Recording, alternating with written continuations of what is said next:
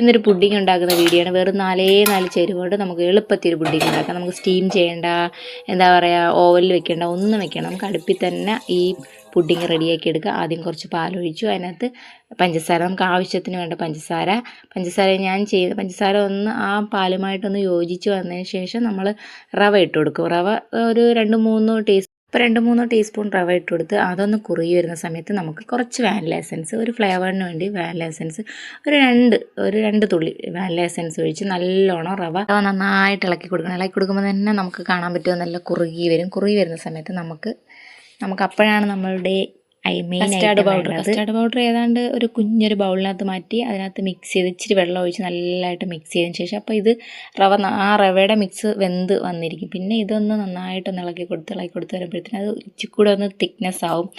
നന്നായിട്ട് ഇളക്കി കൊടുക്കുമ്പോൾ പാത്രത്തിൽ നിന്ന് വിട്ട് വരുന്ന ഒരു പരുവാകും. അതുവരെ ഇളക്കി കൊടുക്കുക. അപ്പോൾ ഞാൻ എന്ത് ചെയ്തു, അപ്പുറത്തെ അടുപ്പിലോട്ട് ലോ ഫ്ലെയിമിൽ വെച്ചിട്ട് ഇപ്പുറത്ത് കാരമൽ ചെയ്യാൻ വേണ്ടി പോയാണ്. പക്ഷേ കുറച്ച് ലേറ്റായി എനിക്കത് കാരമൽ ചെയ്ത് കിട്ടാനായിട്ട്, ആ കളറൊക്കെ വരാനായിട്ട്.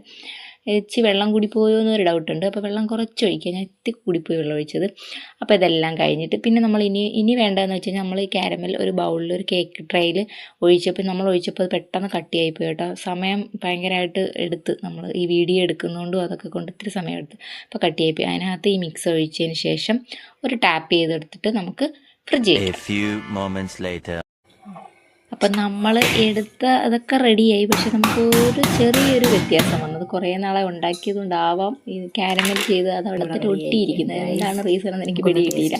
പക്ഷെ നല്ല ടേസ്റ്റായിരുന്നു. Pudding super ടേസ്റ്റായിരുന്നു. നല്ല മധുരവും നല്ല വാനിലയുടെ ഫ്ലേവറും സൂപ്പർ ടേസ്റ്റായിരുന്നു. നല്ല സോഫ്റ്റ്, നല്ലോണം ഒരു ഏതാണ്ട്